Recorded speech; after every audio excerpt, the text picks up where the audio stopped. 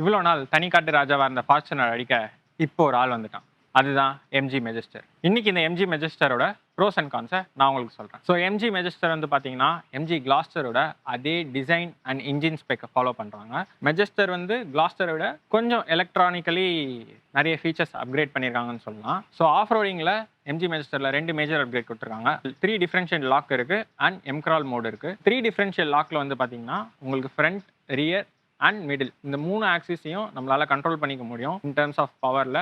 So rear ஆக்சிலில் இருக்கிறப்போ உங்களுக்கு வந்து 60-40 பவர் டிவைட் ஆகி ஸ்ப்ளிட் ஆகும். ஸோ ரெண்டாவது இந்த எம்க்ரால் மோடில் வந்து பார்த்தீங்கன்னா சிசிஓன்ற ஆப்ஷன் இருக்குது, which is crawl control operation. Throttle or brakes வந்து நீங்கள் ப்ரெஸ் பண்ணணுன்ற அவசியமே இல்லை, காரே அதை வந்து ஆட்டோமேட்டிக்காக இது சென்ஸ் பண்ணிக்குது.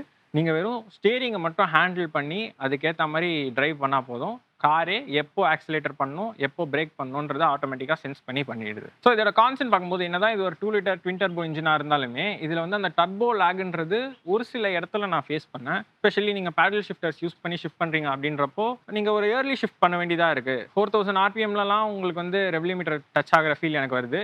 அதனால இயர்லியாக ஷிஃப்ட் பண்ணாலுமே பேடல் ஷிஃப்டர் வந்து அந்த கியர் எங்கேஜ் ஆகிறதுக்கு ஒரு 2 செகண்ட்ஸ் டைம் எடுக்குது. ஸோ அது வந்து ஒரு ஸ்மூத்தாக இல்லாத மாதிரி நான் ஃபீல் பண்ணுறேன். ப்ரைஸ் வந்து இன்னும் ரிவீல் பண்ணல.